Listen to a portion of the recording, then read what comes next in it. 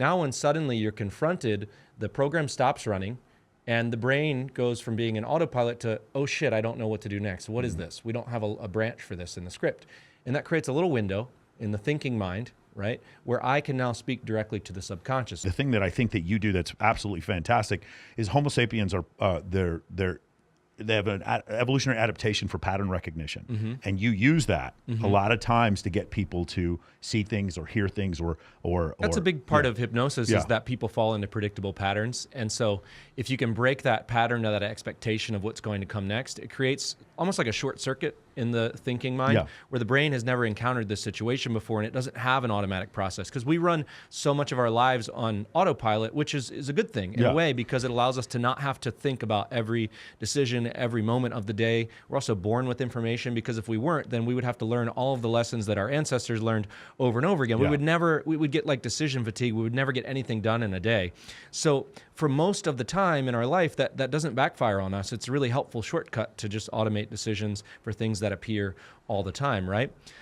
So like as an example, you meet someone in public, they extend their hand, right? Yeah. And you go for a handshake, and then all of a sudden your hand is in front of your face. Yeah. Now, unless you've been hypnotized before, you've never been confronted with this situation before. And you probably felt it in yourself for a moment. Oh, what the hell is going on, right? It reminded me of jiu-jitsu, actually. Yeah. So that's just one example of many. That's one that people have probably seen in hypnosis, but that's an automatic behavior. There is no middle to a handshake, right? So just we'll exaggerate it for a second. There's no middle to a handshake. There's just like the initiation, and then, it always concludes this way.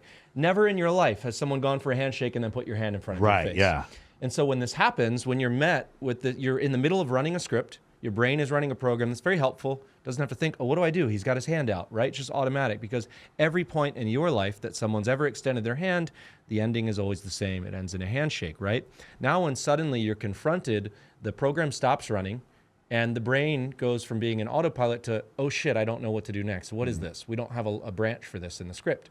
And that creates a little window in the thinking mind, right, where I can now speak directly to the subconscious. So if in that moment I were to give a direct suggestion, then usually your subconscious would take hold of that, because it's looking for an instruction. It's like, I don't know what to do next, just tell me what to do.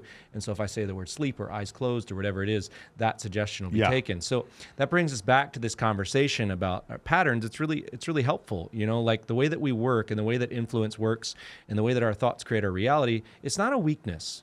A lot of people think that to be hypnotized, it's a sign of a weak personality, or you have to be very gullible or stupid. Well, a lot of guys are like, this would never work on me. That's the first thing they say. Right. Without looking up anything, even when you talked to Drewski, it's like, this would never work on me. Yeah. Right? That's the first thing. And my initial thought is like, being former military or whatever, this would never work on me. But then I watch and I'm like, the more I study psychology, it's like, no, you're just you're a function of your biology and the stimulus that you receive. And your inner world. Yeah. And so what I was getting at is that your thoughts create your reality. And while this could be perceived as a weakness, it's actually our superpower as humans.